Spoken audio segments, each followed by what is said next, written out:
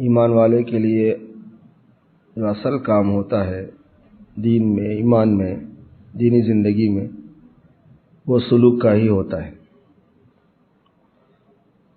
دین آیا ہے اللہ کی طرف چلنے کے لیے، سلوک کے معنی چلنے کے ہیں۔ دین آیا ہے اللہ پاک کی طرف چلنے کے لیے، دین کا علم، دین کا عمل، دین کی باتیں، یہ سب اللہ کی طرف چلنے کے لیے ہی آیا ہے۔ اسی لیے حضور پاک صلی اللہ علیہ وسلم کا مقصد آپ کی دعوت سے، آپ کی تعلیم سے، آپ کی سیرت سے انسانوں کو اللہ تبارک و تعالیٰ تک پہنچانے کا ہے، چلا کے پہنچانے کا۔ اس لیے یہ کام بیان کے اعتبار سے بھی اور کام کے اعتبار سے بھی آخر میں ہوتا ہے انسانوں کے ساتھ۔ پہلے ان کو دعوت دی جاتی ہے اللہ کی طرف، جب وہ اللہ کی طرف متوجہ ہو جاتے ہیں تو پھر اللہ کی مرضیات اور نامرضیات سے واقف کرایا جاتا ہے ان کو۔ پھر اس واقفیت کے بعد ظاہر اور باطن دونوں سے اس کے مطابق چلایا جاتا ہے۔ چلتے چلتے چلتے چلتے پھر اللہ تبارک و تعالیٰ کا قرب اور اللہ پاک کی رضا والی کیفیات اور اثرات اس پر ظاہر ہوتے ہیں۔ تو پھر اس چلنے میں جب اس پر استقامت اور استحکام نصیب ہوتا ہے تو اس کو وصول سے تعبیر کرتے ہیں۔ تو مقصد اصلی یہی ہے، وحی نازل ہونے کا مقصد یہی ہوتا ہے، قرآن پاک کے نزول کا مقصد یہی ہے، احادیث مبارکہ کا مقصد یہی ہے۔ اسی لیے حضور پاک صلی اللہ علیہ وسلم کا جو وظیفہ منصبی، جو آپ کی ذمہ داری قرآن پاک میں بیان کی گئی، وہ اللہ کی نازل شدہ آیتوں کی تلاوت کرنا، پھر اس کے بعد اللہ پاک کی نازل کردہ باتوں کی تعلیم کرنا، یتلو علیہم آیاتی ویعلمہم الکتاب والحکمہ ویزکیہم، پھر اس کے بعد تزکیہ کرنا۔ تو اس لیے ہر مسلمان کو اس کی کوشش کرنی ہوتی ہے کہ وہ دین کا علم سیکھے اور دین پر عمل کرے، اور عمل کرتے کرتے حق تعالی شانہ سے تعلق جوڑ لے۔ اس عمل کرنے میں، جاننے اور عمل کرنے کا جو پروسیس ہے، اس کو صراط مستقیم کہتے ہیں۔ اہدنا الصراط المستقیم میں جس کا بیان ہے، صحیح راستہ ملے گا تو چلے گا بندہ، صحیح راستہ نہیں ملے گا تو نہیں چلے گا۔ اور آیت مبارکہ میں صحیح راستہ صرف ملنے کی تعلیم نہیں ہوتی، صحیح راستے پہ چلانے کی بھی درخواست ہوتی ہے۔ اس لیے اہدنا کا مطلب ہوتا ہے چلا دیجئے ہم کو سیدھے راستے پر، تو راستہ دکھا بھی دیجئے سیدھا اور چلا بھی دیجئے، کیونکہ راستہ دکھانا بھی ہدایت دینا ہے۔ اس لیے ہر نبی ہادی ہوتے ہیں، انک لتہدی الی صراط مستقیم، آپ ہدایت دیتے ہیں لوگوں کو سیدھے راستے کی، لیکن صحیح راستے پہ پہنچانا اس کو بھی ہدایت کہتے ہیں۔ اور صحیح راستے پہ پہنچانے کا معاملہ صرف اللہ کے ہاتھ میں، انک لا تہدی من احببت۔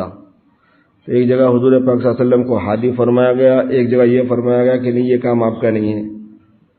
تو جہاں ہادی فرمایا گیا وہ راستہ بتانے کا ہے، جہاں ہادی پہنچانے کے معنی میں ہے وہ اللہ پاک کا کام ہے۔ تو سلوک اصل اس کو کہتے ہیں کہ اللہ تبارک و تعالیٰ کی طرف چلنا، اور یہ چلنا فزیکلی نہیں ہوتا، جسمانی چلنے کے معنی میں نہیں ہے، یہ عقیدوں کا چلنا ہوتا ہے، یہ فکر کا چلنا ہوتا ہے، یہ عمل کا چلنا ہوتا ہے، یہ صفات کا چلنا ہوتا ہے۔ آدمی سے متعلق جو بھی چیز ہے وہ چلنے میں شمار ہوتی ہے۔ اسی وجہ سے آدمی یا غلط راستے پہ چل رہا ہوتا ہے یا صحیح راستے پہ چل رہا ہوتا ہے، حالانکہ کچھ بھی وہ کر رہا ہے، ہر حرکت اس کی اور ہر سکون اس کا وہ چلاؤ میں شامل ہے، ہر دیکھنا اس کا چلاؤ میں شامل ہے۔ ایک آدمی غلط چیز دیکھ رہا ہے تو یہی بولیں گے کہ غلط راستے پہ چل رہا ہے، یہ بھی نہیں بولتے غلط راستے کو دیکھ رہا ہے، نہیں، غلط راستے پہ چل رہا ہے، چونکہ دیکھنا ایک چلنا ہے، دیکھنے کے ذریعے سے چل رہا ہے۔ غلط بات کوئی سن رہا ہے تو بولیں گے یہ غلط راستے پہ پڑ گیا، کیونکہ سننا ایک چلنا ہے، سننے کے ذریعے سے چل رہا ہے۔ صحیح بات سن رہا ہے تو سیدھے راستے پہ چل رہا ہے، یعنی صحیح بات سننے کے ذریعے سے چل رہا ہے، صحیح بات بولنے کے ذریعے سے، صحیح بات سننے کے ذریعے سے، صحیح بات دیکھنے کے ذریعے سے، صحیح بات کرنے کے ذریعے سے۔ ہاتھوں کا عمل ہے، پیروں کا عمل ہے، دل کا عمل ہے، دماغ کا عمل ہے، سوچ کا عمل ہے، عقیدے کا عمل ہے، فکر کا عمل ہے، سب میں ہوتا ہے چلنا، یہ اسی کو سلوک کہتے ہیں۔ کیونکہ یہ تزکیہ والا جو عمل ہوتا ہے یہ اللہ والوں کے ذریعے سے اللہ تبارک و تعالیٰ لیتے ہیں، تو اس لیے آدمی کسی سے بیعت ہوتا ہے اور اس کو اپنا مرشد اور مشیر بناتا ہے، تو پھر اس کی ہدایات کی روشنی میں اسے تعلیمات لیتے ہوئے، اس سے نگرانی اپنی کراتے ہوئے، چونکہ نگرانی کرانا جو ہے نا یہ بہت ضروری ہوتا ہے، ایمان کی نگرانی کرانا، اعمال کی نگرانی کرانا۔ جس آدمی کو نگرانی کروانے کا فن آ گیا، یعنی سلیقہ آ گیا، وہ آدمی منزل تک پہنچ جاتا ہے۔ ہم لوگ نگرانی کرواتے نہیں اپنی، اور یہاں اسی بات کی ترغیب دی جاتی ہے کہ بھی اپنے ایمان کی نگرانی کرانا، ایمانیات کی نگرانی ہوتی ہے، اور اپنے اعمال کی نگرانی کرانا۔ دین ایسی چیز نہیں ہے کہ آپ جان کے اس پر عمل کر لیں گے تو ہو جائے گا کام، ایسا اس میں نگرانی ہونا پڑتا ہے، کیونکہ جب کسی بات کو آپ جان کر عمل کرتے ہیں تو اتنے پہ کام ہو نہیں جاتا، اس میں بے شمار رکاوٹیں اور ہوتی ہیں، پھر کر رہا ہوتا ہے بندہ، نہیں بھی کر رہا ہوتا ہے، صحیح راستے پہ چلتا ہوا نظر آتا ہے، صحیح راستے پہ نہیں بھی چل رہا ہوتا ہے، نگرانی میں اس کا پتہ چلتا ہے کہ وہ صحیح رخ پہ ہے یا نہیں ہے۔ ہر زمانے میں ہر آدمی کو ضرورت پڑتی ہے اس کی، حتیٰ کہ حضرت تھانوی رحمۃ اللہ علیہ اتنے بڑے شیخ، اتنے بڑے محدث، اتنے بڑے فقیہ، اتنے بڑے صوفی، آخر وقت تک نگرانی کرواتے رہے، حتیٰ کہ حضرت حاجی صاحب رحمۃ اللہ علیہ کے وصال کے بعد حضرت مولانا رشید احمد صاحب گنگوہی رحمۃ اللہ علیہ سے اپنی نگرانی کرواتے رہے، اور یہ فرمایا کہ میں ان کو اپنا مرشد سمجھتا ہوں، مرشد کی جگہ پر ہے میرے۔ پھر یہ فرمایا کہ باضابطہ بیعت میں ان سے اس لیے نہیں ہوا کہ بیعت ہونے کے حقوق ہوتے ہیں، اب یہ بڑھاپے میں مزید حقوق سر پہ کان ہوں، اس لیے بیعت باضابطہ نہیں ہوا، یہ بھی لکھا ایک جگہ۔ ہم لوگ بیعت ہو جاتے اور حق کو نہیں پہچانتے، بیعت ہونے کے بعد میں آدمی بک جاتا ہے، بیعت ہونا مانے بکنا۔ ایک صاحب ایک بزرگ کے پاس آئے، کہنے کہ مجھے بیعت کر لیجئے، تو کہنے کہ استخارہ کر لیجئے، غور کر لیجئے، کہنے کہ حضرت اچھی بات ہے۔ باہر نکلے ان کے گھر سے، 5 منٹ کے بعد واپس آ گئے، کہنے کہ کیا ہوا؟ کہنے کہ استخارہ بھی کر لیا، غور و فکر بھی کر لیا۔ کہنے کہ بھائی تیرا بڑا عجیب استخارہ ہے، بڑی عجیب غور و فکر ہے، 5 منٹ میں آ گیا۔ تو کہنے کہ آپ کے فرمانے کے بعد باہر نکل کے میں ایک جگہ کھڑے ہو گیا، اور پھر میں نے اپنے نفس سے کہا کہ بیعت ہونے کا مطلب کیا ہے؟ عالم دین تھے، کہنے کہ میں نے اپنے نفس سے کہا کہ باع یبیع سے بیعت ہے، اور باع یبیع کے معنی بکنے کے ہیں، بیچنے کے ہیں۔ باع معنی بیچا، ابتاع معنی خریدا، وہ ایسا مادہ ہے کہ دونوں معنی دیتا ہے، وہ عجیب ہے وہ لفظ، بیچنے کی معنی میں بھی بیع ہے اور خریدنے کے معنی میں بھی بیع ہے، صرف اس کو باب افتعال میں لے کے جاتے، ابتاع کرتے اس کو۔ اسی وجہ سے ہر بیچنے والا خریدنے والا ہوتا، پھر ہر خریدنے والا بیچنے والا ہوتا، بیعت میں یہی چکر چلتا، آپ دیکھیں گے، ابھی ہوا نا چکر، ابھی نہیں خریدیں گا، اب انہیں بیچیں گا، ایسے رہیں گا وہ۔ تو کہنے کہ میں نے اپنے نفس سے کہا کہ بیع کے معنی بیچنے کے ہیں، تو جس کے ہاتھ میں میں بیعت ہو رہا ہوں اس کے ہاتھ میں میں بک رہا ہوں، اور میں نے اپنے نفس سے کہا کہ جانتے ہو بکنے کا مطلب کیا ہے؟ تو مجھے میرے نفس نے سمجھایا کہ ہاں اتنا تو موٹا سمجھتا ہوں میں کہ بکنے کا مطلب ہے، بکنے کے بعد پھر اپنی کچھ نہیں رہے گی، جب میں بک جاؤں گا کسی کے ہاتھ پہ تو اپنی مرضی ختم، نہ جان میں تصرف، نہ مال میں تصرف، نہ خواہشات میں تصرف، نہ جذبات میں تصرف، ہر چھوٹی بڑی بات پوچھ لی، عمل کر لیا، صبردم بتو مایا خیشرا تو دانی حساب و کم و بیشرا، اپنے آپ کو حوالے کر دیا، اس کے بعد فارغ ہو گیا۔ من غمے تو می خرم تو غم مخور، جب آدمی پریشان ہو کے شیخ کے پاس پہنچتا ہے تو شیخ کہتا ہے کہ تیرا غم کھانے کے لیے میں بیٹھا ہوں، تو غم مت کھا۔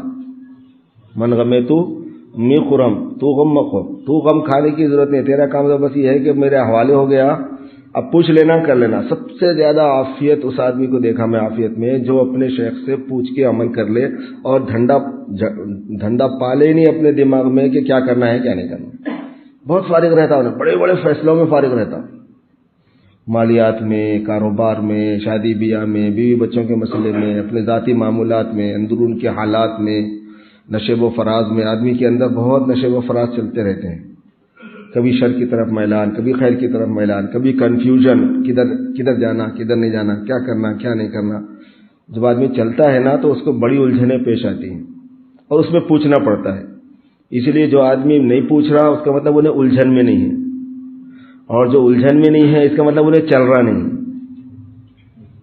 پوچھتے ہی نہیں، میت ہو گئے 6 مہینے ہو گئے 8 مہینے ہو گئے سال بھر ہو گئے، ایک وقت میں پوچھتے ہی نہیں کچھ. اس کا مطلب یہ کہ انہیں کچھ کر ہی نہیں رہا، بس ہو گیا بس. انہیں بول رہا کہ بھائی میں برکت کے لیے ہوا، اب آپ خود برکت کا تحفہ دیتے رہو میرے کو، ہر روز تھوڑے دنوں کو برکت بھیجتے رہو اور اس سے میرے سارے کام چلتے رہنا. تو بیت میں تو یہ نہیں ہوتا، بیت اس کو نہیں بولتے. بیت کی حقیقت میں بک جانا ہے. بک جانے کا مطلب اپنے منشے کو، اپنی مرضی کو ختم کر دینا ہے.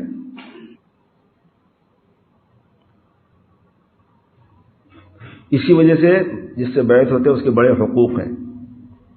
اس کی جزیات میں نہیں جاؤں گا، آپ کو خود سمجھنا ہوتا ہے، پہچاننا ہوتا ہے. اور اس میں اتنی بات واضح ہے کہ بیعت ہونے والا آدمی تعلیم لیتا ہے، بیعت ہونے والا آدمی کام کرتا ہے، بیعت ہونے والا آدمی قربانی دیتا ہے. اب بیعت ہو گئے 12 تسبیحات کرو، بولے تو 12 تسبیح حضرت نہیں ہو رہے کیسا کروں؟ ارے تو بیعت ہوا ہے کیا کرا؟ جس کو ہو جانو دل عزیز وہ اس گلی میں آئے کیوں؟ اگر آپ کو محنت نہیں کرنا ہے، قربانی نہیں دینا ہے، پتا نہیں مارنا ہے، تو پھر آپ نے اس راستے کو چنا ہی کیوں؟ بھائی سیدھے سادھے سمپل انداز میں رہو، مر جاؤ ویسے ہی. نہیں میرے کو ہونا بھی، ارے جب ہونا بھی تو پھر کر. تو مجھے چاہیے، مجھے یہ چیز چاہیے، اس کی طلب ہوتی ہے. اور طلب کی حقیقت یہ بتائی ایک مرتبہ حضرت مولانا مسیح اللہ خان صاحب رحمۃ اللہ علیہ نے کہ طلب کی حقیقت یہ ہے کہ مطلوب ملنے تک بے چینی رہے، ورنہ طلب نہیں ہے. وہ طلب کی حقیقت یہ ہے کہ مطلوب ملنے تک، جس چیز کی طلب ہے، اگر وہ ملنے سے پہلے آدمی کو تسلی ہو گئی ہے، اطمینان میں آ گیا ہے، وہ تو اس کو طلب ہی نہیں تھی، طلب کا دھوکہ تھا. جیسے بھوک نہیں ہوتی، بھوک کا دھوکہ ہوتا ہے، جھوٹی بھوک جس کو بولتے ہیں نا. ایسا لگ رہا تھا کہ میں کھاؤں گا، بولے دسترخوان بچھاؤ، یہ کرو وہ کرو، اور اس کے بعد بیٹھ کے دسترخوان پہ پھر اٹھ گئے. ایک نوالا لیے جیسا کرے ختم. ارے کیا ہوا؟ وہ نہیں کھانا دل نہیں بول رہا، کھانے نہیں کھائے نہیں کھایا. اس کا مطلب یہ ہے کہ وہ صادق بھوک نہیں تھی. سچی بھوک میں تو آدمی بے چین ہو جاتا ہے، سوکھے ٹکڑے بھی اس کو بریانی سے زیادہ عزیز ہوتے ہیں. ایک گاؤں والے نے ایک بزرگ 2-3 بزرگوں کی دعوت کر دی، کہنے لگے زبردست کھانا کھلاؤں گا، آ جاؤ. لے کے چلے گیا. پہلے ہی کھانا نہیں کھائے تھے لوگ. وہاں جانے کے بعد بھوک لگ رہی، اب کھانا آتا، اب کھانا آتا، اب کھانا آتا، اب کھانا آتا. ارے بھائی کیا ہوا یار؟ دسترخوان نہیں بچھا تھا؟ تو کہہ لیں گے آتا ابھی راستے میں ہے، ہوش نہیں آیا ابھی. ایک صاحب جو ہے دعوت میں گئے، وہ بریانی کے چاولوں کو وہ کپڑے پہ ڈال کے ہوا کر رہے تھے. ڈالتے نا ذرا بریانی ثابت اچھی رہنا بول کے، دانے ایک دوسرے میں نہیں ملنا بول کے. اندر جا کے بیٹھے، کھانے نہیں آ رہا، تو ان سے رہا نہیں گیا. انہوں بولے ارے بھائی وہ چاولوں کو ہوش آیا نہیں آیا جب سے ان کو پنکھا کر رہے تھے. اب یہ کھانا بلا کھانے کے لیے لے کے گیا، اس کے بعد لا رہا ہی نہیں ان کو، کھانا کھلا رہے نہیں، لا رہا نہیں. بے چین ہو گئے لوگ، بے چین ہو گئے. تو اس کے بعد وہ باسی روٹی اس کے بعد رکھی ہوئی تھی، کہنے لگے حضرت کھانا آنے میں تھوڑا ٹائم لگ رہا، اگر آپ کو بہت ہی بے چینی ہو رہی تو یہ کھاؤ. وہ تینوں نے کہا کہ یار کھانے رکھ، اس کو جو تو لا رہا ہے پہلے یہ لا. وہ روٹی کھا لیے، پیٹ تینوں بھر لیے. بولے کھانا کہاں ہے؟ بولے یہی تھا. بولے میں کھلانا یہی چاہ رہا تھا، مگر یہی سچی بھوک کے اندر بریانی ہے. بولے سچی بھوک کا انتظار کر رہا تھا میں. آپ میں طلب صادق آ جائے تو پھر یہی مرغ مسلم ہے، پھر یہی بریانی ہے. اصل ذائقہ جو ہے اصل بھوک میں ہے، جتنی پکی بھوک ہوتی ہے اتنا. تو طلب کی حقیقت یہ ہے کہ مطلوب ملنے تک بے چینی رہنا. تو اس لیے اپنی طلب میں اضافہ کرنا کہ میں چاہ کیا رہا ہوں، اس کا مراقبہ کرنا کہ میں چاہتا کیا ہوں، میں کیوں بیٹھ ہوا. مجھے کیا سیکھنا ہے، مجھے کیا کرنا ہے، مجھے اپنے اللہ سے تعلق بنانا ہے، ان کی دوستی مجھے لینا ہی لینا ہے،